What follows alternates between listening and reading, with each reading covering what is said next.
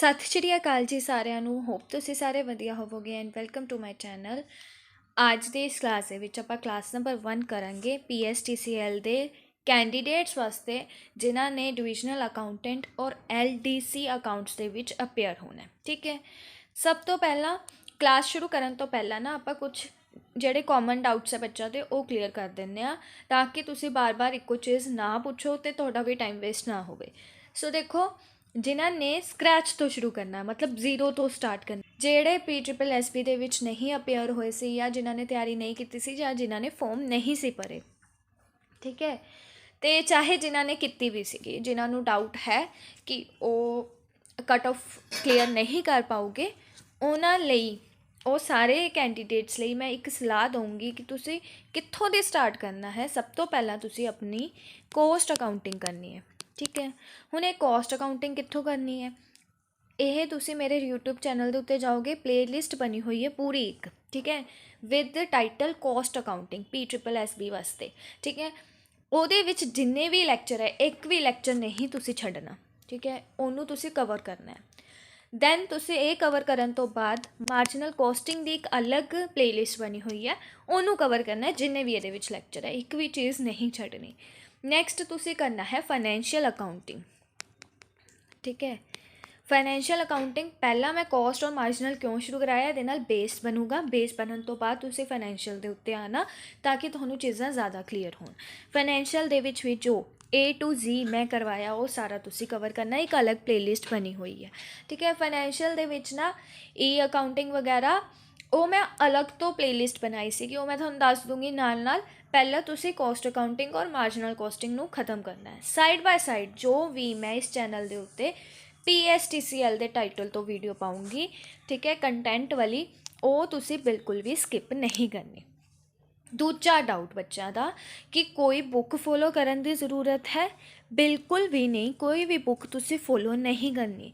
Books ਦੇ ਝਮੇਲਿਆਂ 'ਚ ਪਓਗੇ, ਤੁਸੀਂ ਕਨਫਿਊਜ਼ ਹੋ ਕੇ ਰਹਿ ਜਾਓਗੇ, ਤਿਆਰੀ ਨੂੰ ਛੱਡ ਦਓਗੇ ਜਾਂ ਨਹੀਂ ਹੋਏਗਾ, ਡੀਮੋਟੀਵੇਟ ਹੋ ਜਾਓਗੇ। ਸਿੰਪਲ ਜਿੰਨੇ ਨੋਟਸ ਮੈਂ ਬਣਾਏ ਹੈ, ਸਿਰਫ ਤੁਸੀਂ ਉਹਨਾਂ ਨੂੰ ਫੋਲੋ ਕਰਨਾ ਹੈ। ਠੀਕ ਹੈ, ਹੁਣ ਬੁੱਕਸ ਵੀ ਫੋਲੋ ਨਹੀਂ ਕਰਨੀਆਂ ਕੋਈ ਵੀ।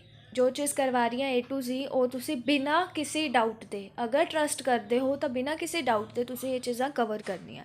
ਤੀਜਾ ਡਾਊਟ ਬੱਚਿਆਂ ਦਾ, ਨੋਟਸ ਕਿੱਥੋਂ ਮਿਲੂਗੇ। ਠੀਕ ਹੈ, ਦੇਖੋ ਮੇਰੇ ਜਿੰਨੇ ਵੀ ਨੋਟਸ ਹੈ ਕੰਟੈਂਟ ਵਾਲੇ, ਉਹ ਸਾਰੇ ਦੇ ਸਾਰੇ ਪੇਡ ਨੇ। ਉਹ ਅਗਰ ਤੁਹਾਨੂੰ ਚਾਹੀਦੇ ਨੇ, ਤੁਸੀਂ ਟੈਲੀਗ੍ਰਾਮ ਚੈਨਲ ਦੇ ਉੱਤੇ ਮੈਨੂੰ ਮੈਸੇਜ ਕਰ ਸਕਦੇ ਹੋ ਅਤੇ ਉਹ ਤੁਹਾਨੂੰ ਪ੍ਰੋਵਾਈਡ ਹੋ ਜਾਊਗੇ। ਪਰ ਇੱਥੇ ਵੀ ਇੱਕ ਸੁਜੈਸ਼ਨ ਹੈ, ਅਗਰ ਤੁਸੀਂ ਆਪਣੇ ਹੈਂਡ ਰਿਟਨ ਨੋਟਸ ਬਣਾਓਗੇ ਤਾਂ ਤੁਹਾਡੇ ਲਈ ਜ਼ਿਆਦਾ ਬੈਨੀਫੀਸ਼ੀਅਲ ਰਹੋਗੇ। ਠੀਕ ਹੈ, ਬਾਕੀ ਅੱਗੇ ਤੁਹਾਡੀ ਮਰਜ਼ੀ ਹੈ, ਉਹ ਚੀਜ਼ ਤੁਹਾਡੇ ਉੱਤੇ ਹੈ। ਚੌਥੀ ਚੀਜ਼, ਮੈਨੂੰ ਤੁਸੀਂ ਇਹ ਨਹੀਂ ਕਹਿਣਾ ਮੈਮ ਇਹ ਵੀ ਟੋਪਿਕ, ਉਹ ਵੀ ਟੋਪਿਕ, ਆ ਵੀ ਟੋਪਿਕ। ਮੈਨੂੰ ਪਤਾ ਹੈ ਕਿਹੜੀ ਚੀਜ਼ ਕਰਵਾਉਣੀ ਹੈ, ਕਿਹੜੀ ਚੀਜ਼ ਨਹੀਂ ਕਰਵਾਉਣੀ, ਤਾਂ ਜਿੰਨਾ ਵੀ ਮੈਂ ਕਰਵਾ ਰਹੀ ਹਾਂ ਬਿਨਾਂ ਕੁਐਸਚਨਿੰਗ ਤੋਂ, ਉਹ ਤੁਸੀਂ ਕਰਦੇ ਜਾਓ। ਠੀਕ ਹੈ, ਡਿਟੇਲ ਦੇ ਵਿੱਚ ਜਿੱਥੇ ਮੈਨੂੰ ਜ਼ਰੂਰਤ ਪਏਗੀ ਉਹ ਮੈਂ ਡਿਟੇਲ ਦੇ ਵਿੱਚ ਜਾਊਂਗੀ। ਜਿੱਥੇ ਮੈਨੂੰ ਪਤਾ ਹੈ ਕਿ ਇਸ ਟੋਪਿਕ ਦੇ ਵਿੱਚੋਂ ਇੰਨਾ ਹੀ ਪੁੱਛਿਆ ਜਾਏਗਾ, ਮੈਂ ਉੱਥੇ ਉਨਾ ਹੀ ਜਾਊਂਗੀ।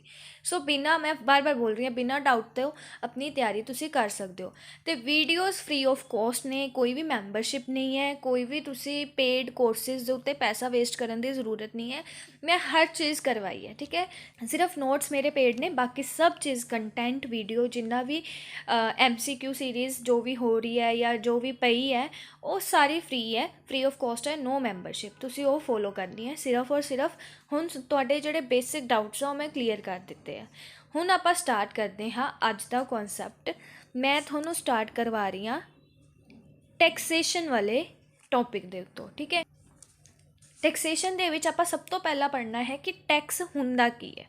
ਠੀਕ ਹੈ, ਹੁਣ ਮੈਂ ਇੱਕ ਚੀਜ਼ ਦੱਸ ਦੇਵਾਂ, ਨੋਟਸ ਮੇਰੇ ਬਾਇਲਿੰਗੁਅਲ ਹੀ ਰਹੂਗੇ ਜਿੱਦਾਂ ਪਹਿਲੇ ਸੀਗੇ, ਕਿ ਇੰਗਲਿਸ਼ ਦੇ ਵਿੱਚ, ਪੰਜਾਬੀ ਦੇ ਵਿੱਚ, ਕਿਉਂਕਿ ਮੇਰੇ ਜਿਹੜੇ ਸਟੂਡੈਂਟਸ ਆ ਉਹ ਜ਼ਿਆਦਾਤਰ ਪੰਜਾਬ ਤੋਂ ਬਿਲੋਂਗ ਕਰਦੇ ਆ, ਉਹਨਾਂ ਨੂੰ ਸਮਝਣ ਦੇ ਵਿੱਚ ਥੋੜ੍ਹਾ ਜਿਹਾ ਈਜ਼ੀ ਹੋ ਜਾਂਦਾ। ਠੀਕ ਹੈ, ਪਰ ਇੱਥੇ ਮੈਂ ਇਹ ਵੀ ਚੀਜ਼ ਦੱਸ ਦੇਵਾਂ, ਜਿਹੜਾ ਆਹ ਵਾਲਾ ਪੇਪਰ ਹੋਊਗਾ ਉਹ ਸਿਰਫ ਇੱਕੋ ਹੀ ਲੈਂਗੁਏਜ ਦੇ ਵਿੱਚ ਅਪੇਅਰ ਹੋਏਗਾ। ਠੀਕ ਹੈ, ਇੰਗਲਿਸ਼ ਦੇ ਵਿੱਚ। ਉਹਦੇ ਵਿੱਚ ਤੁਹਾਨੂੰ ਪੰਜਾਬੀ ਲੈਂਗੁਏਜ ਦੇ ਵਿੱਚ ਕੁਐਸਚਨਸ ਨਹੀਂ ਦਿੱਤੇ ਜਾਓਗੇ, ਤਾਂ ਕਿ ਜੋ ਤੁਸੀਂ ਪੰਜਾਬੀ ਦੇ ਵਿੱਚ ਦੇਖ ਕੇ ਉਸ ਚੀਜ਼ ਨੂੰ ਸਮਝ ਜਾਵੋ। ਠੀਕ ਹੈ, ਤਾਂ ਇੱਥੇ ਮੈਂ ਥੋੜ੍ਹਾ ਜਿਹਾ ਕਹੂੰਗੀ ਬੱਚਿਆਂ ਨੂੰ ਕਿ ਜਿਹੜੇ ਇੰਗਲਿਸ਼ ਦੇ ਕੀਵਰਡਸ ਹੈ, ਜੋ ਮੈਂ ਤੁਹਾਨੂੰ ਕਹੂੰਗੀ ਕਿ ਇੱਥੇ ਫੋਕਸ ਕਰਨਾ ਹੈ, ਇੱਥੋਂ ਦੀ ਕੁਐਸਚਨ ਬਣਿਆ ਜਾਊਗਾ, ਉਹ ਥੋੜ੍ਹੇ ਜਿਹੇ ਧਿਆਨ ਦੇ ਵਿੱਚ ਰੱਖਣੇ ਪਊਗੇ ਤੁਹਾਨੂੰ। ਸੋ ਸਟਾਰਟ ਕਰਦੇ ਹਾਂ ਕਿ ਟੈਕਸ ਹੁੰਦਾ ਕੀ ਹੈ। ਦੇਖੋ, ਟੈਕਸ ਸਾਡੇ ਕੀ ਹੈ, ਇੱਕ ਕੰਪਲਸਰੀ ਪੇਮੈਂਟ ਹੈ। ਕੰਪਲਸਰੀ ਮਤਲਬ ਇਹ ਸਾਨੂੰ ਪੇ ਕਰਨਾ ਹੀ ਪਏਗਾ। ये साडी वॉलंटरी पेमेंट नहीं है कि मेरी इच्छा है तो मैं पे करता, मेरी इच्छा नहीं है तो मैं नहीं पे करता। नहीं, अगर तुहाडी इनकम टैक्सेबल स्लैब के अंदर है तो तुहानू ये चीज़ पे करनी ही पेगी, कंपलसरी पेमेंट है। ठीक है। दूजी चीज़, ये कितने किहदे द्वारा जाती है? Made by individual. ठीक है, कोई एक इंसान भी हो सकता है, कोई एक ऑर्गेनाइजेशन भी हो सकती है। पे किनू करना है? सरकार नू पे करना है, to the government. It is collected without giving any direct benefit in return. तो ये लाइन तुसी हाईलाइट कर लो कि जिहड़ा टैक्स है ना, इनकम टैक्स या कोई भी टैक्स, वो टैक्स तुसी पे करना, उहदे बदले ये उम्मीद नहीं रखनी कि सरकार तुहानू डायरैक्ट बेनीफिट देगी। कि मान लो 2 पर्सन ने ए बी, ਇਹਦੀ इनकम टैक्सेबल स्लैब के अंदर नहीं आती सी, इन्हें टैक्स नहीं पे किया, पर ਇਹਦੀ आती सी, ਇਹਨੇ टैक्स पे किया। तो ਇਹਦਾ मतलब ये नहीं कि ਇਹਨੂੰ सरकार डायरैक्ट कोई बेनीफिट देगी, नहीं, उनकी कंपलसरी ओबलीगेशन सी कि उन्हें टैक्स पे करना है क्योंकि वो लाइबल है वो चीज़ पे करने लई। आई होप तुहानू टैक्स की डेफिनेशन क्लीयर है। नैक्सट देख लो, एक बार पंजाबी दे विच मैं पॉइंट्स दे विच ऐड कर दिता है, तुहानू ईजी अंडरस्टैंड हो जाऊगा। ये एक कंपलसरी पेमेंट है, ठीक है, जो कोई भी इंडिविजुअल ऑर्गेनाइजेशन सरकार नू दिंदी है। ठीक है, गवर्नमेंट नू दिंदी है। गवर्नमेंट डायरैक्टली कुछ रिटर्न दे विच तुहानू नहीं पे करती, पर पब्लिक सर्विसिज प्रोवाइड होंदियां ने तुहानू। जिद्दां पब्लिक सर्विसिज का मतलब की है कि रोड्स वगैरह तुसी वो यूज़ करोगे, ਇਹਦਾ मतलब ये नहीं है कि अगर ए ने टैक्स पे किया तो ए ही सिर्फ रोड के उत्ते जा सकता है, नहीं, वो पब्लिक फैसिलिटी है, वो सारिਆਂ ने यूज़ करनी है। नैक्सट चीज़ देखो की है, types of taxis. Very important point. हुण टाइप्स ऑफ टैक्सिस दे विच ना बेसिकली 2 कैटेगरीज आंदियां ने, डायरैक्ट टैक्स ते इनडायरैक्ट टैक्स। मेनली आही 2 कैटेगरीज हैं। हुण देखो, सब तो पहला डायरैक्ट टैक्स। डायरैक्ट टैक्स की है कि जिस पर्सन के उत्ते लगाया गया है उही पर्सन डायरैक्टली जाके सरकार नू पे करेगा। ठीक है, इहदे विच शिफ्टिंग नहीं हुंदी। इन्ना चीज़ याद रखना, जिस पर्सन के उत्ते इंपोज्ड होया है, इंपोज्ड वर्ड याद रखना है, वही पर्सन जाके सरकार नू टैक्स भरेगा। Direct tax is paid directly to the government. सरकार नू पे किया जाएगा by the person whom it is imposed, जिहदे उत्ते यह टैक्स लग गया है। ठीक है, जे मेरी इनकम टैक्सेबल है तो वो टैक्स मेरे उत्ते ही लगेगा तो मैं ही लाइबल हाँ वो टैक्स नू पे करने लई, वो हो जाएगा डायरैक्ट टैक्स। ठीक है, ਇਹਦਾ मतलब ये नहीं है कि मेरी इनकम के बदले कोई होर टैक्स पे कर दे, या मेरे फादर कर दें या मेरे मदर कर दें, नहीं, इदा नहीं हो सकता। जिस पर्सन के उत्ते टैक्स लगाया गया है डायरैक्टली वही पर्सन है जो पे करेगा, इस करके इनू कहा जाता है डायरैक्ट टैक्स। पंजाबी दे विच भी देख लो, टैक्स जिस बंदे ते लगता है वही पे करता है डायरैक्ट गवर्नमेंट नू। एग्जाम्पल ਇਹਦਾ परफेक्ट है इनकम टैक्स। नैक्सट आ जाओ इनडायरैक्ट टैक्स। हुण नाम तो ही पता लग रहा है कि इनडायरैक्ट टैक्स की है, लग्या किदे ते है, इंपोस्ट किदे ते होया, पे कोई होर करेगा। ठीक है, indirect tax is collected through intermediaries included in price of goods and services like GST। हुण ਇਹਦਾ मतलब की है, ये इंटरमीडियरीज पे करदियां ने। ठीक है, एक चीज़ ये तुसीं याद रखनी है, जिहड़े इनडायरैक्ट टैक्स हुंदे है ना, वो गुड्स एंड सर्विसेज के प्राइसिस दे विच ही ऐड हुंदे, वो अलग तो नहीं हुंदे। आ इंपॉर्टेंट पॉइंट है। ठीक है, ये इंक्लूड होंगे है जिन्ने भी साढ़े गुड्स एंड सर्विसेज है। गुड्स मतलब समान, सर्विसेज मतलब जिदा टीचिंग की सर्विसेज होगी, डॉक्टर की सर्विसेज होगी जो इंटेंजिबल होंगी है, उन्होंने उत्ते लगन वाला जिहड़ा टैक्स है ਉਹਦੇ अमाउंट, ਉਹਦੀ वैल्यू ਦੇ ਵਿੱਚ, ਉਹਦੇ प्राइस ਦੇ ਵਿੱਚ ही इंक्लूड ਹੁੰਦਾ, ਉਹਨੂੰ इनडायरैक्ट टैक्स कहते हैं।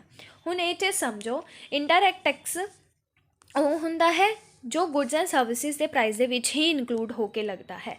ਹੁਣ ਇਹ इंपॉर्टेंट चीज़ है इनडायरैक्ट टैक्स की, कि लगता किदे ते है, शॉपकीपर ते या दुकानदार ते या फिर ऑर्गेनाइजेशन के उत्ते। ठीक है, पर एक्चुअल दे विच उहनूं पे कौन दे कर रहा है? कंज्यूमर पे करता है। ठीक है, कंज्यूमर उस टैक्स नूं भरदा है, जिद्दां GST असीं भर रहे हैं ना, पर सरकार तक वो किवें पहुँचता है? सरकार तक वो शॉपकीपर या कंपनी जिन्हां तो भी आपां समान परचेज किया वो पहुँचाती है, क्योंकि वो समान दे विच ही इंक्लूड कर देंदी है। मान लो कि आप ग्रोसरी करन गए, ठीक है, आप ग्रोसरी की 1000 की, वो उत्ते GST लग्या होया सी, वो इंक्लूड है, इस 1000 के विच ही GST इंक्लूड है। तो जो शॉपकीपर अपना टैक्स भरेगा तो इस 1000 के विचों GST निकाल के वो सिर्फ GST की अमाउंट जाके किनू पे करेगा? सरकार नू पे करेगा। आई होप तुहानू इनडायरैक्ट टैक्स समझ आ गया है कि एंड कंज्यूमर पे करता, उन्होंने भरदा कौन है? जिहदे कोलों आपां समान लिया। ਇਹਦਾ बेस्ट एग्जाम्पल याद रखना है तुसीं, GST। हुण आ जाओ टैक्सिस दे कुछ एग्जाम्पल्स दे उत्ते वेरी वेरी वेरी इंपॉर्टेंट ਤੁਹਾਨੂੰ ओड वन आउट वाला ऑप्शन क्वेश्चन आ सकता है कि नीचे दिते गए ऑप्शनस दे विचों किहड़ा डायरैक्ट टैक्स है या किहड़ा इनडायरैक्ट है या किहड़ा नहीं है, इदां करके थोड़े को पूछा जा सकता है। सो देखो तुसीं इन्हां नूं इस चार्ट नूं याद करना है। डायरैक्ट टैक्स दे विच आंदे income tax, corporate tax, service security transaction tax, capital gain tax, gift tax and wealth tax. Indirect दे विच आंदे sales tax, service tax, octroi duty, custom duty, value added tax और जीएसटी। वैसे जेडे बाकी सेल्स टैक्स हो गया, octroi duty हो गया, वैल्यू एडिड टैक्स हो गया, सारे खत्म हो चुके हैं। सारे दे सारे किदे विच मिल गए हुए ने, जीएसटी दे विच मिल गए हुए ने। दैन अदर टैक्सिस की कैटेगरी दे विच कौन आंदे ने? Property tax, registration fee, toll tax, education cess, entertainment tax, professional tax. ठीक है, ये सारे ये आते हैं। हुण नोट की है कि जदों दी इंट्रोडक्शन हुई है जीएसटी की, ठीक है, उदों तो excise duty, service tax, value added tax, जिन्हें भी इंडायरैक्ट टैक्स सीगे वो सारे के सारे किहदे विच मर्ज हो गए ने? जीएसटी दे विच मर्ज हो गए ने। ये चीज़ तुसीं याद रखना। अगे आ जाओ some important points to be remember जिन्होंने तुसीं याद रखना है। वेरी वेरी वेरी इंपॉर्टेंट चीज़, डायरैक्ट टैक्स और इनडायरैक्ट टैक्स के नेचर के विचों भी क्वेश्चन पूछा जाता है। हुण आ जाओ पहला अबाउट डायरैक्ट टैक्स कि डायरैक्ट टैक्स बारे तुसीं किहड़ियां गल्लां याद रखनियां। पहली चीज़ ये की हुंदा? प्रोग्रैसिव इन नेचर हुंदा। प्रोग्रैसिव इन नेचर हुंदा इहदा मतलब की है कि जिद्दां जिद्दां साडी इनकम वधदी जाऊगी ना, उद्दां उद्दां टैक्सेबल इनकम का रेट भी वधदा जाऊगा, मतलब परसेंटेज। जे मेरी इनकम 50,000 है तो उसके अकॉर्डिंग मैं घट टैक्स पे करूँगी, जे 1 लाख है तो मैं ज़्यादा टैक्स पे करूँगी, जे उस तो भी वध है तो उस तो ज़्यादा टैक्स पे करूँगी। उन्होंने बोल देंगे प्रोग्रैसिव इन नेचर। ਇਹਦਾ मतलब ਹੁੰਦਾ है ਜਦੋਂ टैक्स रेट इनकम के नाल वधदा या जिद्दां जिद्दां इनकम घटूगी तो टैक्स रेट भी घटता जाऊगा। मतलब जिहदी इनकम ज़्यादा है वो ज़्यादा परसेंटेज ऑफ टैक्स पे करेगा एंड वाइस वर्सा, जिहदी इनकम घट है वो घट टैक्स पे करेगा। इस करके इनू की बोलिया जाता है? प्रोग्रैसिव इन नेचर। तो ये नाल इंपॉर्टेंट है ये प्रोग्रैसिव इन नेचर, हाईलाइट कर लेना इनू। दैन सैकेंड पॉइंट है ये नाल अगर वो प्रोग्रैसिव इन नेचर है, इसका मतलब की है जिस परसन की इनकम घट है उन्हें घट टैक्स पे करना है, जिस दी ज़्यादा उन्हें ज़्यादा पे करना है। ये नाल जिहड़ी इकॉनमी दे विच इनकम इनइक्वैलिटी हुंदी है ना, वो घट जाती है। तो डायरैक्ट टैक्स दे नाल इनकम इनइक्वैलिटी घट जाती है। हुण अगे की है? Sense of certainty. इसका मतलब की है? जिन्हों टैक्स पे किया जाना है या जिन्हें टैक्स पे करना है, उन्होंने दोनों पार्टीज़ नूं, जिन्हों टैक्स पे किया जाना वो कौन है? सरकार। जिन्हें टैक्स पे करना वो कौन है? Tax payer. दोनों को पता है किन्ना ते कदों कित्थे पे करना है। ठीक है, इनू बोल देंगे है सेंस ऑफ सर्टेनिटी। नैक्सट है it can not be shifted. Very very very important. Direct tax का बर्डन शिफ्ट नहीं किया जा सकता। वही एग्जाम्पल, अगर मेरी इनकम है तो मैं ही टैक्स पे करूँगी, मेरे फादर या मेरी मदर नहीं पे करोगे। ठीक है, उन्होंने आप शिफ्ट नहीं कर सकते। ये चीज़ याद रखनी है, burden can not be shifted या फिर कैन नॉट बी ट्रांसफर। इनू आप ट्रांसफर नहीं कर सकते किसी होर परसन के उत्ते, ना ही इनू आप शिफ्ट कर सकते हैं। नैक्सट देखो डॉक्यूमेंटेशन प्रोसैस है जोड़ा वो थोड़ा जहा कॉम्पलैक्स है डायरैक्ट टैक्स का, और टाइम कंज्यूमिंग भी बहुत ज़्यादा है। ये फ्रॉडलेंट प्रैक्टिसेस हो जाती है, मतलब फ्रॉड्स बहुत ज़्यादा हो जाते हैं, विच टैक्स पेयर ऑफन पे लोअर टैक्सेस, या तो अपनी इनकम लो शो करके लोअर टैक्स भर दिंदा या टैक्स नूं ही अवॉइड कर दिंदा। तो ये फ्रॉड के केसिस ज़्यादा होंगे हैं, मतलब फ्रॉड के चांसिस बहुत ज़्यादा होंगे हैं। नैक्सट आ जाओ अबाउट इनडायरैक्ट टैक्स। हुण इनडायरैक्ट टैक्स का नेचर की है? रिग्रैसिव इन नेचर। हुण रिग्रैसिव का मतलब की हुंदा है कि जिथे टैक्स रेट या टैक्स बर्डन इनकम के वधन ते घटदा है, मतलब घट प्रपोर्शन के पे करना पैंदा सानू, इनकम के घटन नाल ज़्यादा प्रपोर्शन के पे करना पैंदा है। मतलब की है कि अगर मान लो कि ए परसन है जिसकी इनकम हैगी 1 लाख, ठीक है, तो बी परसन है जिसकी इनकम हैगी 50,000। दोनों ने सेम समान खरीदा, ठीक है, मान लो इन्हें 1000 का समान खरीदा तो इन्हें भी 1000 का समान खरीदा, पर ये ते जो इन्हें जीएसटी पे किया है ये इनकम के अकॉर्डिंग इन्हें ज़्यादा पे किया है, इन्हें जीएसटी जो पे किया है ये इनकम के अकॉर्डिंग घट प्रपोर्शन के पे किया है। इनू बोल देंगे रिग्रैसिव इन नेचर कि टैक्स रेट या फिर टैक्स बर्डन इनकम वधे तो घट प्रपोर्शन के देना पैंदा है, तो इनकम घटे तो वध प्रपोर्शन के देना पैंदा है। ठीक है, इन्नी चीज़ तुसी याद रखनी है कि इनडायरैक्ट टैक्स की है, रिग्रेसिव इन नेचर है। नैक्सट आ जाओ, मतलब कि है गरीब बंदे दे उत्ते, मतलब लो इनकम वाले परसन दे उत्ते प्रपोर्शनली उन्होंने ज़्यादा पे करना पैंदा टैक्स, ठीक है। तो जिहड़ा अमीर हुंदा जिहदी इनकम हाई हुंदी है उन्होंने की ही फर्क पै जाएगा कि उन्हें अपनी इनकम दे विचों जे 100 रुपये GST भी दे दिता, पर जिहदी इनकम घट है उन्हें अगर 100 रुपये GST भी दिता तो उन्होंने ज़्यादा बर्डन फील होएगा। ਇਹਦਾ मतलब ये हुंदा है, ठीक है, ਤਾਂ ਕਰਕੇ ਇਹਨੂੰ रिग्रेसिव इन नेचर कह ਦਿੰਦੇ ਆ। नैक्सट की है टैक्स रेट सेम रह सकता है, मतलब ਉਹਦੇ ਤੇ भी 10% लग्या, ਉਹਦੇ ਤੇ भी 10% लग्या, पर उस 10% का अमीर आदमी के उत्ते घट फर्क पऊगा, गरीब आदमी के उत्ते उस 10% का ज़्यादा फर्क पऊगा। ਇਹਦੇ ਨਾਲ ਹੁਣ ਰਿਗਰੈਸਿਵ ਹੈ ਤਾਂ याद रखना ਇਹਦੇ ਨਾਲ इनकम इनइक्वालिटीज़ इंक्रीज़ हो जाती है। ये पर ईजी होंगे कलैक्ट करना, क्योंकि ये कौन पे करता है, एंड कंज्यूमर पे करता है, मतलब कि ये डायरैक्टली शॉपकीपर तो नहीं लग रहा, जिन्हें एट द एंड परचेज किया उही वो GST या इनडायरैक्ट टैक्स नूं पे करेगा। फेयर डिस्ट्रीब्यूशन होंदी है टैक्स की, ये चीज़ याद रखना, ये एक एडवांटेज है कि ये टैक्स की डिस्ट्रीब्यूशन है वो जी फेयर होंदी है। ਹੁਣ ਉੱਥੇ ਸੀਗਾ ਡਾਇਰੈਕਟ ਟੈਕਸ ਦੇ ਵਿੱਚ ਕਿ ਬਰਡਨ ਨੂੰ ਸ਼ਿਫਟ ਨਹੀਂ ਕਰ ਸਕਦੇ, ਪਰ ਇੱਥੇ ਆਪਾਂ ਬਰਡਨ ਨੂੰ ਸ਼ਿਫਟਡ ਕਰਦੇ ਹਾਂ ਅਨਦਰ ਪਰਸਨ 'ਤੇ, ਠੀਕ ਹੈ। ਮੰਨ ਲਓ ਇਹ ਪਰਸਨ ਹੈ, ਇਹ ਸ਼ੌਪਕੀਪਰ ਹੈ, ਠੀਕ ਹੈ, ਅਤੇ B ਪਰਸਨ ਹੈ, ਇਹ ਕੰਜ਼ਿਊਮਰ ਹੈ। ਇਹਨੇ ਇਹ ਤੋਂ ਸਮਾਨ ਖਰੀਦਿਆ ਅਤੇ टैक्स किन्ने पे करना सी, वैसे ए ने पे करना सीगा। पे कौन कर रहा, उहदे बदले ते B पे कर रहा, B तो पैसा लैके वो डायरैक्ट किन्नू सरकार नूं दे रहा, ठीक है। इसदा मतलब की है, जिहड़ा ए दा बर्डन सीगा वो शिफ्ट किहदे ते होया, कंज्यूमर ते होया। इस करके जिहड़ा इनडायरैक्ट टैक्स है ना ਉਹਦੇ ਵਿੱਚ ਆਪਾਂ बर्डन नूं शिफ्ट करते हाँ, ट्रांसफर करते हैं। नैक्सट आ जाओ, आई होप तुहानूं इत्थे तक सारा क्लीयर है। कुछ बेसिक टर्म्स टैक्स के कॉन्सैप्ट दे विच सब तो पहली टर्म है साडे कोल असैसी। असैसी कौन होंदे ने? An assessee is a person who is liable to pay the tax और against whom tax proceeding are carried out.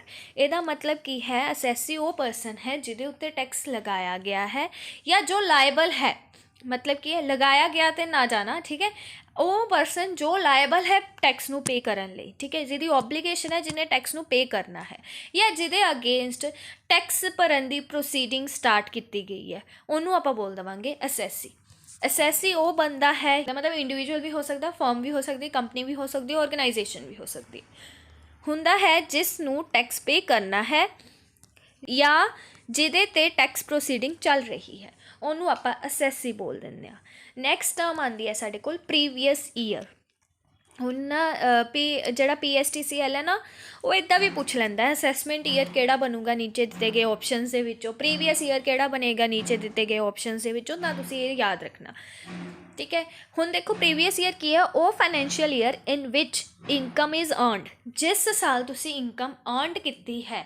Financial year ਕਿਹੜਾ ਹੁੰਦਾ इंडिया ਦੇ ਵਿੱਚ 1 अप्रैल टू 31 मार्च, ਜਿਹਦੇ ਵਿੱਚ ਤੁਸੀਂ ਇਨਕਮ ਨੂੰ अर्न ਕੀਤਾ ਹੈ ਉਹਨੂੰ ਆਪਾਂ ਬੋਲ ਦੇਵਾਂਗੇ ਪ੍ਰੀਵੀਅਸ ਈਅਰ। ਨੈਕਸਟ ਹੈ ਅਸੈਸਮੈਂਟ ਈਅਰ, ਉਹ ਈਅਰ ਇਨ ਵਿਚ the income of the previous year assessed, ਕਿ ਪਿਛਲੇ ਸਾਲ ਦੀ ਇਨਕਮ ਤੇ ਜਿੱਥੇ टैक्स लगाया जा रहा है जिस साल, उन्होंने असैसमेंट ईयर बोल देंगे, ठीक है। हुण देखो एग्जाम्पल, इनकम तुसी अर्नड की सीगी 2024-2025 दे विच, पर वो इनकम टैक्सड किहदे विच होई 25-26 दे विच, तो जिहड़ा 25-26 हो जाऊगा वो असैसमेंट ईयर हो जाऊगा, जिथे तुसी इनकम अर्न की वो प्रीवियस ईयर हो जाएगा, ठीक है। इनकम अर्नड याद रखना, income earned previous year, income taxed या फिर असैसड वो असैसमेंट ईयर हो जाएगा।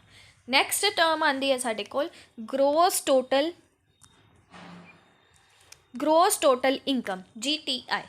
हुण ग्रोस टोटल इनकम की हुंदी है, जिन्ने भी साढ़े 5 हैड्स है इनकम टैक्स एक्ट के अंदर, उन्हां सारियां दी इनकम्स नूं मिला के, ठीक है, डिडक्शनस तो पहला मिला के उन्होंने आप की बोलते हैं ग्रोस टैक्स इनकम। डिडक्शनस लैस नहीं करनिया, लैस करन तो पहला जिहड़ी 5 हैड्स दी साडी इनकम है टोटल इनकम, उन्होंने ग्रोस टोटल इनकम बोलिया जाता है। देखो GTI का मतलब है 5 heads of income, salary, house property वाली जी भी सैलरी है, बिजनेस तो होने वाली जी भी साडा इनकम है, capital gain and other sources, इन्हां सारियां दी इनकम नूं मिला के टोटल करके डिडक्शनस नूं करन तो पहला वो साडी की हो जाएगी ग्रोस टैक्स इनकम। ਨੈਕਸਟ ਹੈ ਹੁਣ ਸਾਡੇ ਕੋਲ ਟੋਟਲ ਇਨਕਮ। ਟੋਟਲ ਇਨਕਮ ਕਿਵੇਂ ਆਏਗੀ, ਜਿਹੜੀ ਆਪਾਂ ਉੱਪਰ ਵਾਲੇ ਪੁਆਇੰਟ ਦੇ ਵਿੱਚ ਗ੍ਰੋਸ ਟੋਟਲ ਇਨਕਮ ਨਿਕਾਲੀ ਹੈ ਨਾ ਸਾਰੇ ਹੈਡਸ ਦੇ ਮਿਲਾ ਕੇ, ਉਹਦੇ ਵਿੱਚ ਜਦੋਂ ਆਪਾਂ ਡਿਡਕਸ਼ਨਸ ਮਾਈਨਸ ਕਰ ਦਾਂਗੇ 80C 80D 80DD ਵਾਲੀ ਐਕਸੈਕਟਰਾ ਜੋ ਵੀ ਡਿਡਕਸ਼ਨਸ ਹੈ ਉਹ ਪੜਾਉਂਗੀ, ਠੀਕ ਹੈ। ਉਹ ਸਾਰੀ ਡਿਡਕਸ਼ਨਸ ਮਾਈਨਸ ਕਰਕੇ ਜੋ ਸਾਡੇ ਕੋਲ ਨੈਟ ਵੈਲਿਊ ਆਏਗੀ ਉਹੀ ਸਾਡੀ ਕੀ ਹੋਏਗੀ, ਟੋਟਲ ਇਨਕਮ, ਠੀਕ ਹੈ। ਅੱਗੇ ਆ ਜਾਓ, ਹੁਣ ਆਪਾਂ 5 ਹੈਡਸ ਦੀ ਗੱਲ ਕੀਤੀ, ਹੁਣ ਇਹ 5 ਹੈਡਸ ਕੀ ਹੈ ਇਨਕਮ ਦੇ, ਵੈਰੀ ਇੰਪੋਰਟੈਂਟ ਚੀਜ਼। ਪਹਿਲਾ ਹੈ ਸਾਡੇ ਕੋਲ ਇਨਕਮ ਫਰੋਮ ਸੈਲਰੀ। ਹੁਣ ਇਨਕਮ ਫਰੋਮ ਸੈਲਰੀ ਦੇ ਵਿੱਚ ਕੀ ਆਉਂਦਾ ਹੈ, ਸੈਲਰੀ ਇਜ਼ ਟੈਕਸੇਬਲ। ਸੈਲਰੀ ਉਦੋਂ ਹੀ ਟੈਕਸੇਬਲ ਹੈ ਜਦੋਂ ਤੁਹਾਡਾ ਇੰਪਲੋਇਰ ਇੰਪਲੋਈ ਦਾ ਰਿਲੇਸ਼ਨਸ਼ਿਪ ਐਗਜ਼ਿਸਟ ਕਰ ਰਿਹਾ ਹੈ। ਹੁਣ ਇੰਪਲੋਇਰ ਇੰਪਲੋਈ ਕੀ ਨੇ, ਇੰਪਲੋਇਰ ਉਹ ਪਰਸਨ ਹੁੰਦਾ ਹੈ ਜੋ ਹਾਇਰ ਕਰਦਾ ਇੰਪਲੋਈ ਨੂੰ ਆਰਗੇਨਾਈਜੇਸ਼ਨ ਦੇ ਵਿੱਚ ਕੰਮ ਕਰਵਾਉਣ ਲਈ। ਮਤਲਬ ਇੰਪਲੋਇਰ ਇਹਨੂੰ ਇੰਸਪੈਕਟ ਕਰਦਾ ਇਹ ਕੰਮ ਕਰ ਰਿਹਾ ਜਾਂ ਨਹੀਂ ਕਰ ਰਿਹਾ, ਇੰਪਲੋਈ ਇਹਦੇ ਅੰਡਰ ਕੰਮ ਕਰਦਾ, ਉਹਨੂੰ ਆਪਾਂ ਇੰਪਲੋਈ ਬੋਲ ਦਿੰਦੇ ਹਾਂ, ਠੀਕ ਹੈ। ਹੁਣ ਇਹ ਵਾਲਾ ਰਿਲੇਸ਼ਨਸ਼ਿਪ ਅਗਰ ਐਗਜ਼ਿਸਟ ਕਰ ਰਿਹਾ ਹੈ ਤਾਂ ਹੀ ਉਹ ਸੈਲਰੀ ਟੈਕਸੇਬਲ ਹੋਏਗੀ। ਸੈਲਰੀ ਉਹ ਇਨਕਮ ਹੈ ਜਿੱਥੇ ਇੰਪਲੋਇਰ ਇੰਪਲੋਈ ਦਾ ਰਿਲੇਸ਼ਨ ਹੋਵੇ, ਐਗਜ਼ਿਸਟ ਕਰੇ। ਇਹਦੇ ਵਿੱਚ ਬੇਸਿਕਲੀ ਕੀ ਚੀਜ਼ਾਂ ਆਉਗੀਆਂ ਇਹ ਯਾਦ ਰੱਖਣਾ।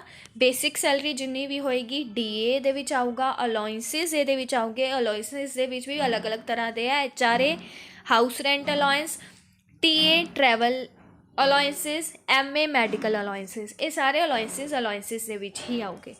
ਬੋਨਸ ਐਂਡ ਕਮਿਸ਼ਨ ਕੁਸਾਈਡਸ ਜਿਹਦੇ ਵਿੱਚ ਕੀ ਆਉਂਦਾ ਹੈ, ਰੈਂਟ, ਫ੍ਰੀ ਐਕੋਮੋਡੇਸ਼ਨ, ਮਤਲਬ ਜਦੋਂ ਤੁਹਾਨੂੰ ਕੰਪਨੀ ਫ੍ਰੀ ਰਹਿਣ ਲਈ ਦੇਵੇ, ਆਉਣ ਜਾਣ ਦਾ ਖਰਚਾ ਦੇਵੇ, ਪੈਟਰੋਲ ਦਾ ਖਰਚਾ ਦੇਵੇ, ਉਹ ਸਾਰੀਆਂ ਚੀਜ਼ਾਂ ਇਹਦੇ ਵਿੱਚ ਆਉਂਦੀਆਂ।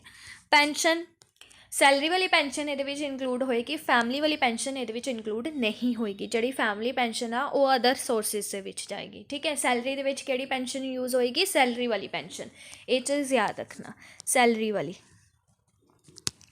ਨੈਕਸਟ ਆ ਜਾਓ, ਇੰਪੋਰਟੈਂਟ ਪੁਆਇੰਟਸ ਇਹਦੇ ਰਿਲੇਟਡ ਕੀ ਯਾਦ ਰੱਖਣੇ ਨੇ। ਸੈਲਰੀ ਉਦੋਂ ਹੀ ਟੈਕਸੇਬਲ ਮੰਨੀ ਜਾਏਗੀ ਜਦੋਂ ਉੱਥੇ ਉਸ ਸੈਲਰੀ ਦੇ ਬੇਸਿਸ ਦੇ ਉੱਤੇ ਇੰਪਲੋਇਰ ਇੰਪਲੋਈ ਦਾ ਰਿਲੇਸ਼ਨ ਐਗਜ਼ਿਸਟ ਕਰ ਰਿਹਾ। ਪੈਨਸ਼ਨ ਕਿਹੜੀ ਲੈਣੀ ਹੈ, ਸਿਰਫ ਸੈਲਰੀ ਵਾਲੀ ਜਿਹੜੀ, ਬਟ ਫੈਮਿਲੀ ਪੈਨਸ਼ਨ ਹੈ ਉਹ ਅਦਰ ਸੋਰਸਿਸ ਦੇ ਵਿੱਚ ਚਲੀ ਜਾਏਗੀ। ਨੈਕਸਟ ਹੈ ਅਲਾਉੈਂਸਿਸ ਆਰ ਜਨਰਲੀ ਟੈਕਸੇਬਲ। ਅਲਾਉੈਂਸਿਸ ਜਿੰਨੇ ਵੀ ਹੈ, ਮੈਡੀਕਲ ਹੋ ਗਿਆ, ਟਰੈਵਲ ਹੋ ਗਿਆ, HRA ਹੋ ਗਿਆ, ਜੋ ਆਪਾਂ ਉੱਪਰ ਪੜ੍ਹਿਆ, ਉਹ ਸਾਰੇ ਦੇ ਸਾਰੇ ਜਨਰਲੀ ਟੈਕਸੇਬਲ ਹੁੰਦੇ ਆ, ਮਤਲਬ ਉਹ ਟੈਕਸ ਲੱਗਦਾ ਹੋਣਾ ਉਹਦੇ ਉੱਤੇ। ਪਰ ਅਗਰ ਕੁਛ ਸਪੈਸੀਫਿਕਲੀ ਇੱਦਾਂ ਦੇ ਨੇ ਜਿਨ੍ਹਾਂ ਨੂੰ ਇਨਕਮ ਟੈਕਸ ਐਕਟ ਦੇ ਵੱਲੋਂ ਐਗਜ਼ਾਮਟ ਕੀਤਾ ਗਿਆ, ਉਹ ਐਗਜ਼ਾਮਟ ਰਹੂਗੇ, ਠੀਕ ਹੈ। ਐਗਜ਼ਾਮਟ ਦਾ ਮਤਲਬ ਹੈ ਉਹਨਾਂ ਉੱਤੇ ਟੈਕਸ ਨਹੀਂ ਲੱਗੂਗਾ। ਦੂਸਰੀ ਚੀਜ਼, ਜਿਹੜੇ ਰਾਈਟਸ ਨੇ ਉਹ ਪ੍ਰੋਵਾਈਡਡ ਕੀਤੇ ਜਾਓਗੇ ਇੰਪਲੋਇਰ ਵੱਲੋਂ, ਉਹ ਵੀ ਟੈਕਸੇਬਲ ਹੋਗੇ, ਠੀਕ ਹੈ। ਦੈਨ ਏਰੀਅਰਸ ਆਫ ਸੈਲਰੀ, ਏਰੀਅਰਸ ਦਾ ਮਤਲਬ ਹੁੰਦਾ ਹੈ ਤੁਹਾਨੂੰ ਸੈਲਰੀ ਨਹੀਂ ਮਿਲੀ, ਆਊਟਸਟੈਂਡਿੰਗ ਹੈ, ਠੀਕ ਹੈ, ਪਿਛਲੇ ਮਹੀਨੇ ਦੀ, ਉਸ ਤੋਂ ਪਿਛਲੇ ਮਹੀਨੇ ਦੀ, ਉਹ ਵਾਲੀ ਇਨਕਮ, ਉਹ ਵਾਲੀ ਸੈਲਰੀ ਟੈਕਸੇਬਲ ਹੋਏਗੀ ਉਸ ਈਅਰ ਦੇ ਵਿੱਚ ਜਦੋਂ ਤੁਹਾਨੂੰ ਉਹ ਸੈਲਰੀ ਰਿਸੀਵਡ ਹੋਏਗੀ, ਠੀਕ ਹੈ। Taxable in year of ਰਿਸੀਟ। ਇਹ ਚੀਜ਼ ਯਾਦ ਰੱਖਣੀ ਹੈ ਕਿ ਜਿਹੜੀ ਸੈਲਰੀ ਆਊਟਸਟੈਂਡਿੰਗ ਹੈ, ਮੰਨ ਲਓ ਕਿ ਪਿਛਲੇ 3 ਮਹੀਨਿਆਂ ਦੀ ਤੁਹਾਨੂੰ ਨਹੀਂ ਮਿਲੀ, ਅਤੇ ਉਹਦੇ ਉੱਤੇ ਟੈਕਸ ਉਦੋਂ ਪਹਿਲਾਂ ਹੀ ਨਹੀਂ ਲੱਗ ਜਾਊਗਾ, ਉਦੋਂ ਲੱਗੂਗਾ ਜਦੋਂ ਉਹ ਤੁਹਾਨੂੰ ਐਕਚੁਅਲ ਦੇ ਵਿੱਚ ਰਿਸੀਵ ਹੋ ਜਾਏਗੀ। ਅਤੇ ਕਿਹਦੇ ਅੰਦਰ ਲੱਗੂਗਾ, ਵਿਦ ਰਿਲੀਫ ਅੰਡਰ ਸੈਕਸ਼ਨ 89। ਇਹ ਚੀਜ਼ ਤੁਸੀਂ ਯਾਦ ਰੱਖਣੀ ਹੈ। ਨੈਕਸਟ ਹੈ ਕੁਛ ਫੈਕਟਸ ਜਿੱਥੋਂ ਡਾਇਰੈਕਟ ਕੁਐਸਚਨਸ ਪੁੱਛੇ ਜਾਂਦੇ ਨੇ। ਸੈਲਰੀ ਇਜ਼ ਟੈਕਸੇਬਲ ਔਨ ਡਿਊ ਔਰ ਰਿਸੀਟ basis which ever is earlier. ਇਹ ਚੀਜ਼ ਯਾਦ ਰੱਖਣੀ ਹੈ ਕਿ ਟੈਕਸਿਸ ਜਿਹੜੀ ਸੈਲਰੀ ਜਿਹੜੀ ਹੈ ਉਹ ਟੈਕਸੇਬਲ ਹੈ ਕਿ ਜਦੋਂ ਉਹ ਡਿਊ ਹੋ ਚੁੱਕੀ ਹੈ ਜਾਂ ਜਦੋਂ ਸਾਨੂੰ ਮਿਲ ਗਈ ਹੈ, ਦੋਨਾਂ ਦੇ ਵਿੱਚੋਂ ਜਿਹੜਾ ਟਾਈਮ ਪਹਿਲਾਂ ਹੋਊਗਾ ਉਹ ਵਾਲੇ ਟਾਈਮ ਦੇ ਉੱਤੇ ਸੈਲਰੀ ਟੈਕਸੇਬਲ ਹੋਏਗੀ, ਠੀਕ ਹੈ। ਇਹ ਇੰਪੋਰਟੈਂਟ ਪੁਆਇੰਟ ਹੈ, ਡਾਇਰੈਕਟ ਪੁੱਛਿਆ ਜਾ ਸਕਦਾ ਐਗਜ਼ਾਮ ਦੇ ਵਿੱਚ। ਨੈਕਸਟ ਆ ਜਾਓ ਪ੍ਰੋਵੀਡੈਂਟ ਫੰਡ। ਪ੍ਰੋਵੀਡੈਂਟ ਫੰਡ ਦੇ ਵਿੱਚ 3 ਤਰ੍ਹਾਂ ਦੇ ਆਉਂਦੇ ਆ, ਸਟੈਚੂਟਰੀ, ਰਿਕਗਨਾਈਜ਼ਡ, ਅਨਰਿਕਗਨਾਈਜ਼ਡ। ਜਿਹੜੇ ਸਟੈਚੂਟਰੀ ਪ੍ਰੋਵੀਡੈਂਟ ਫੰਡ ਹੈ ਨਾ ਉਹ ਪੂਰੀ ਤਰ੍ਹਾਂ ਦੇ ਨਾਲ ਐਗਜ਼ਾਮਟ ਹੈ, ਮਤਲਬ ਇਹਨਾਂ ਦੇ ਉੱਤੇ ਟੈਕਸ ਨਹੀਂ ਲੱਗਦਾ, ਇਹ ਟੈਕਸੇਬਲ ਕੈਟੇਗਰੀ ਦੇ ਵਿੱਚ ਨਹੀਂ ਆਉਂਦੇ। ਬਟ ਜਿਹੜੇ ਰਿਕਗਨਾਈਜ਼ਡ ਹੈ ਉਹ ਕੁਛ ਹੱਦ ਤੱਕ ਟੈਕਸੇਬਲ ਹੁੰਦੇ ਆ। ਅਨਰਿਕਗਨਾਈਜ਼ਡ ਦੇ ਉੱਤੇ ਡਿਫਰੈਂਟ ਰੂਲ ਲੱਗਦਾ, ਉਹਨਾਂ ਦੇ ਉੱਤੇ ਇਹ ਇਨਕਮ ਟੈਕਸ ਵਾਲੇ ਰੂਲਸ ਨਹੀਂ ਲੱਗਦੇ। ਨੈਕਸਟ ਹੈਡ ਆਉਂਦਾ ਸਾਡੇ ਕੋਲ income from the house property. House property ਕਿੱਥੋਂ ਦੀ ਇਨਕਮ ਜਿਹੜੀ ਹੈ ਉਹ ਟੈਕਸੇਬਲ ਹੋਏਗੀ। ਦੇਖੋ, taxable when you own a building, ਮਤਲਬ ਜਦੋਂ ਤੁਹਾਡੇ ਕੋਲ ਇੱਕ ਬਿਲਡਿੰਗ ਹੈ ਜਾਂ ਤੁਹਾਡੇ ਕੋਲ ਇੱਕ ਲੈਂਡ ਹੈ ਜਿਹਨੂੰ ਤੁਸੀਂ ਰੈਂਟ ਦੇ ਵਜੋਂ ਦੇ ਰਹੇ ਹੋ, ਉਹ ਵਾਲੀ ਸਾਰੀ ਇਨਕਮ, ਉੱਥੋਂ ਮਿਲਣ ਵਾਲੀ ਸਾਰੀ ਇਨਕਮ ਹੀ ਟੈਕਸੇਬਲ ਹੋਏਗੀ। ਮੋਸਟਲੀ ਰੈਂਟ ਬੋਲਿਆ ਜਾਂਦਾ ਹੈ ਇਸ ਕੇਸ ਦੇ ਵਿੱਚ। ਆਪਣੀ ਪ੍ਰੋਪਰਟੀ ਤੋਂ ਇਨਕਮ, अपनी ही प्रॉपर्टी तो इनकम जिन्हों तुसी सबलैट किया है मतलब रेंट ते दिता है उत्तों मिलने वाला रेंट भी टैक्सेबल होएगा। इट इनकलूड्स हुण इहदे विच किस तरह के रेंट आऊगे, एक इनकम आऊगी, पहला तो आऊगी रेंटल इनकम, मतलब कि जो भी हाउस और बिल्डिंग तुसी सिंपल रेंट के उत्ते दिती हुई सी उत्तों मिलने रेंटल इनकम टैक्सेबल होएगी, मतलब वो टैक्स कैटेगरी दे विच जाऊगी।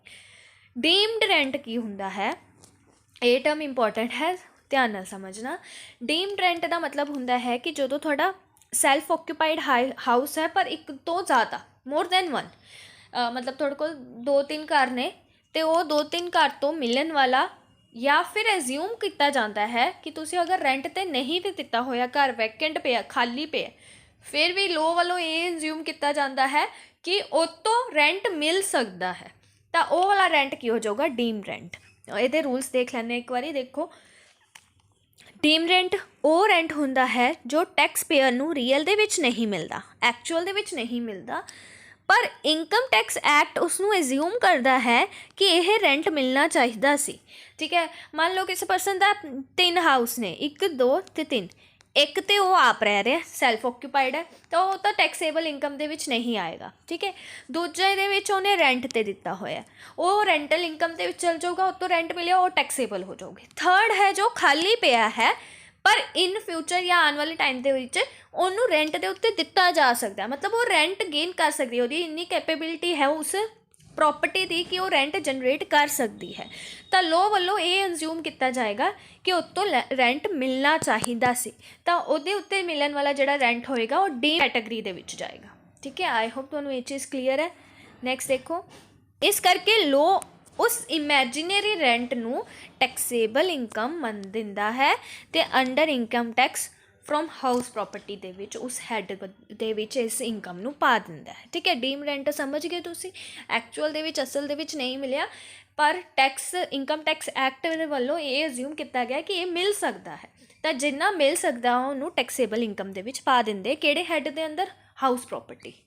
नैक्सट आ जाओ, वैन डीम रेंट अप्लाइज, कदों इनू अप्लाई करना है। देखो पहला केस है more than one house property, तो अगर एक हाउस है वही एग्जाम्पल जो मैं दिता सैल्फ ऑक्यूपाइड है वो उत्ते कोई भी डीम रेंट नहीं होएगा, नो टैक्स, वो टैक्सेबल इनकम दे विच नहीं आएगा।